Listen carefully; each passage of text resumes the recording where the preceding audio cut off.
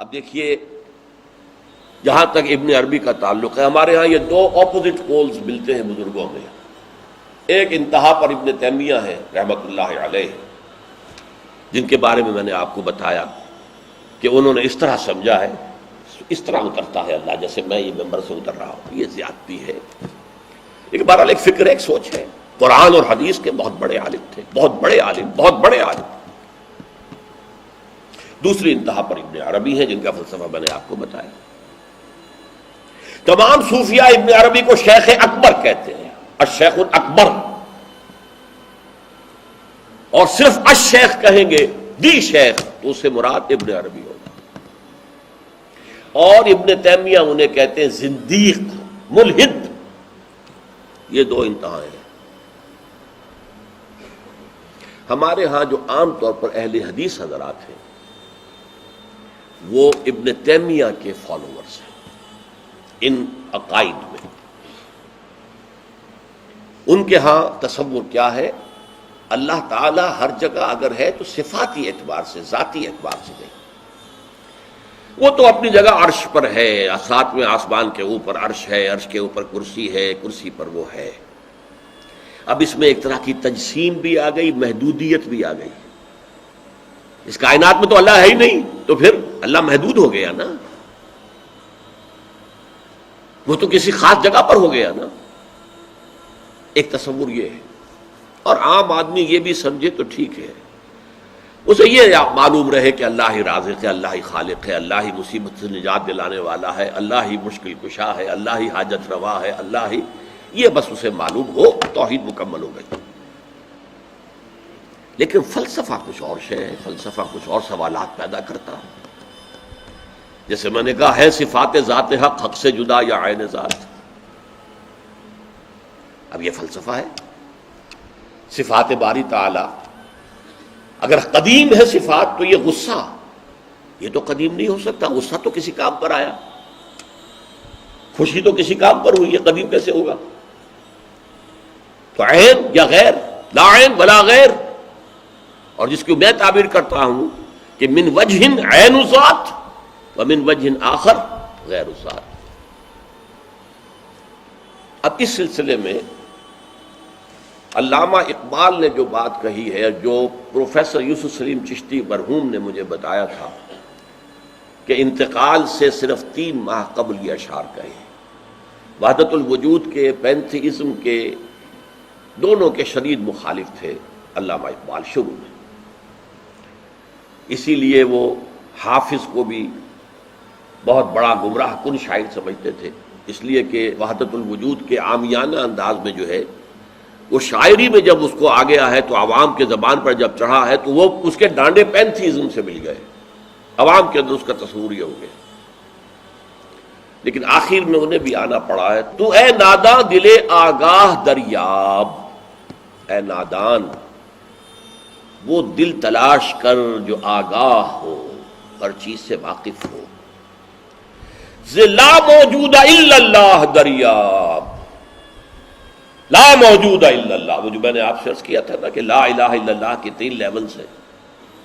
لا معبود الا اللہ، لا مطاع الا اللہ، لا حاکم الا اللہ، ان الحکم الا للہ، لا رازق الا اللہ، لا خالق الا اللہ۔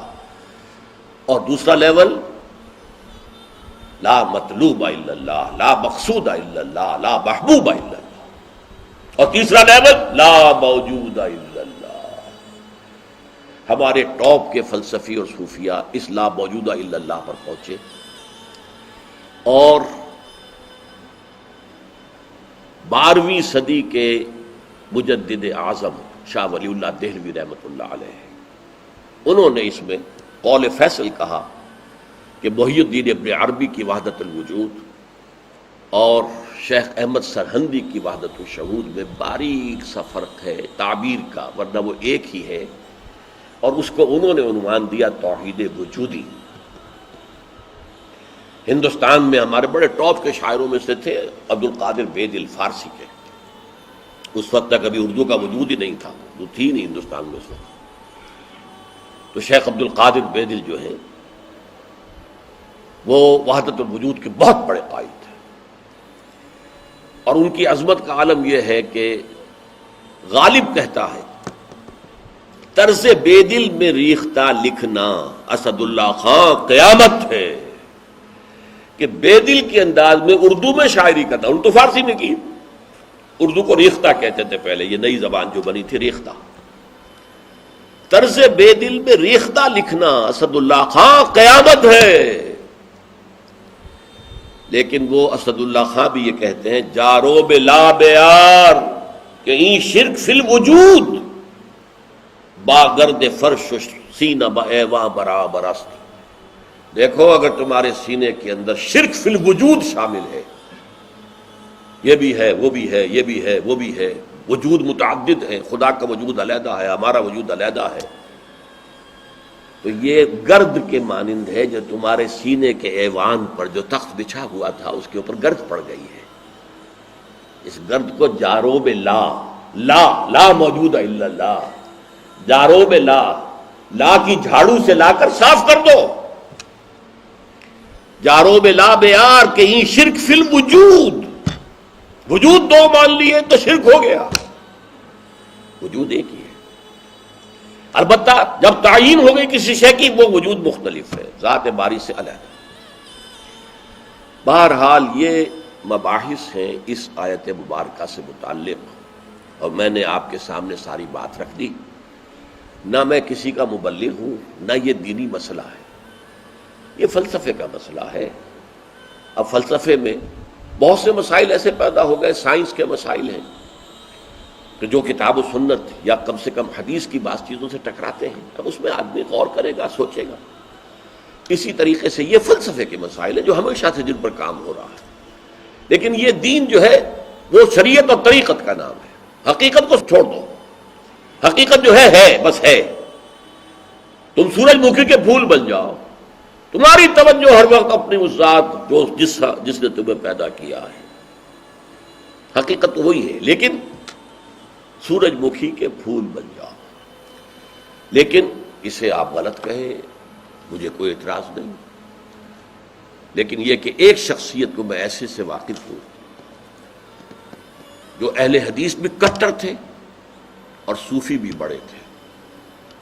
یہ جو ہمارے ہاں مشہور ہے غزنوی خاندان، مولانا عبداللہ غزنوی آئے تھے اور وہ اپنے تصوف کی بعض آراء کی وجہ سے اور بعض اپنی اہل حدیثیت کی آراء کی وجہ سے افغانستان سے نکال دیے گئے تھے، غزنی سے نکال دیے گئے، تو امرتسر میں آ کر آباد ہوئے۔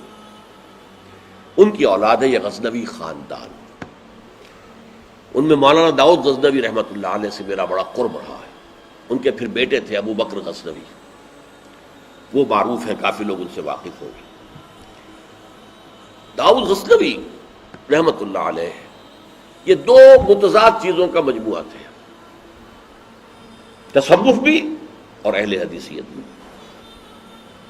عام طور پر اہل حدیث کی ساری توجہ ظاہر پر رہتی ہے، وہ باطن میں جانتے ہی نہیں، اندر نہیں جاتے، فلسفے سے کوئی تعلق ہی نہیں۔ لیکن فلسفہ اور تصوف یہ جڑے ہوئے آپس میں چولی دامن کے ساتھ۔ انہوں نے ایک دفعہ منٹگمری میں جو اب سائیوال کہلاتا آ کر تقریر کی، اہل حدیث مسجد تھی، میں بھی گیا ہوا تھا سننے کے لیے۔ انہوں نے وہ اہل حدیث نوجوانوں سے کہہ رہے تھے کہ دیکھو تم اپنے مسلک پر قائم رہو، ہم غیر مقلد ہیں، ہم کسی کے مقلد نہیں ہیں، نہ ابو حنیفہ کے نہ مالک کے، لیکن کبھی بھی ان ائمہ کی توہین نہ کرنا۔ یہ ہمارے عام نوجوان جو کہتے ہیں ابو حنیفہ کو کیا پتا تھا، ابو حنیفہ کے پاس تو علم ہی نہیں تھا، ابو حنیفہ تو جو ہے علم حدیث میں کورے، یہ توہین کے الفاظ کبھی استعمال نہ کریں۔ اچھا، اس واعظ کے ساتھ انہوں نے مثال دی کہ دیکھیے شیخ محی الدین ابن عربی رحمۃ اللہ علیہ کے سب سے بڑے مخالف شیخ احمد سرہندی رحمۃ اللہ علیہ تھے، دونوں کے لیے رحمۃ اللہ علیہ کہا۔ میں حیران ہو گیا، یہ وہابی آدمی، کٹر وہابی اہل حدیث، اور یہ شیخ ابن عربی رحمۃ اللہ علیہ کہہ رہا۔ خیر میرے دل پر بھی اثر ہوا کہ بڑی وسعت ہے ان کے فکر و نظر میں۔ میری اہلیہ کے چچا تھے، ان کے ایک بیٹے، سب سے چھوٹے بیٹے یہاں مجمع میں موجود بھی ہیں، شیخ فضل الرحمان مرحوم۔ ان کے بہت گہرے تعلقات تھے یہ جو خاندان غزنوی خاندان سے. انہوں نے شام کو کھانے پر بلایا، مجھے بھی بلا لیا، میں ان کا داماد ہی تھا نا. تو وہاں میں نے کہا کہ حضرت آپ نے شیخ ابن عربی کے ساتھ رحمت اللہ علیہ کے الفاظ استعمال کیے، جبکہ ابن تیمیہ نے کوئی شرعی گالی چھوڑی نہیں ان کے لیے. زندیق، ملحد، اور آپ اہل حدیث ہیں، یہ کیسے ہوا؟ میں ان کی عظمت کا قائل ہو گیا، ان کی آنکھوں میں آنسو آ گئے. کہنے لگے ڈاکٹر صاحب یہ دونوں ہمارے بزرگ ہیں، ہم خرد ہیں، آپس کے اختلافات وہ جانے، ہم چھوٹے ہیں، خرد ہیں، خرد رہنے ہی میں عافیت سمجھتے ہیں، ہمارے لیے دونوں محترم ہیں. اور مسجد میں انہوں نے ایک مثال بیان کی تھی کہ شیخ احمد سرہندی رحمۃ اللہ علیہ نے شیخ ابن عربی کے بارے میں اپنے مکتوبات میں لکھا ہے ما ذل بردار خان ایشانم لیکن چکنم معاملہ صفات باری تعالی است، کہ ہم شیخ ابن عربی کے دسترخوان کے جھوٹے ٹکڑے کھانے والوں میں سے ہیں. کون کہہ رہا ہے؟ مجدد الفسانی کہہ رہا ہے. ما ذل بردار خان ایشانم، ان کے دسترخوان کے سوکھے جوڑے ہوئے جھوٹے ٹکڑے کھانے والوں میں سے ہم ہیں. لیکن چکنم، لیکن کیا کریں، معاملہ سے بات باری تعالیٰ، یہ باری تعالیٰ کی صفات کا معاملہ ہے، ہمیں اختلاف کرنا پڑ رہا ہے، اختلاف ہم کر رہے ہیں، لیکن ہم ان کے دسترخوان کے جھوٹے ٹکڑے کھانے والے. یہ کہہ رہے ہیں شیخ احمد سرہندی رحمۃ اللہ علیہ، جن کے بارے میں مشہور ہے کہ ابن عربی کا یا تو مخالف اول ابن تیمیہ رحمۃ اللہ علیہ، اور یا پھر مخالف دوم جس نے جوابی فلسفہ پیدا کیا وہ شیخ احمد سرہندی رحمۃ اللہ علیہ. تو یہ ہے کہ ان چیزوں کے بارے میں اپنے سینوں کو وسعت دیجیے. آپ ابن عربی کی بات کو چھوڑ دیجیے، پھینک دیجیے، لیکن توہین نہ کیجیے، اس کو خام خواہ کفر سے تعبیر نہ کیجیے. یہ چیزیں جو ہیں، اور پھر ہمارے سارے صوفیہ جو اس کے قائل ہیں، پھر ان سے بدزنی ہو گئی.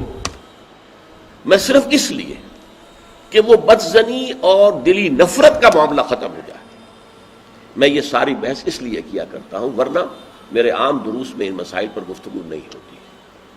بڑے گہرے مسائل ہیں اور ان کا سمجھنا عام لوگوں کے لیے ممکن بھی نہیں ہے، بلکہ عام آدمی کے، یہ جس کو کہتے ہیں نا ہوشدار کے رہ بردب تیغست قدم را، ہوشیار رہ جاؤ، یہ تم جو چل رہے ہو یہ تلوار کی دھار کی طرح کا راستہ ہے، کاٹ کے رکھ دے گا تمہیں. جیسے ہم کہتے ہیں پل صراط جو ہے وہ بال سے زیادہ باریک ہوگا اور تلوار کی دھار سے زیادہ تیز ہوگا، جس پر سے گزرنا ہے قیامت میں. یہ کہاوت ہے.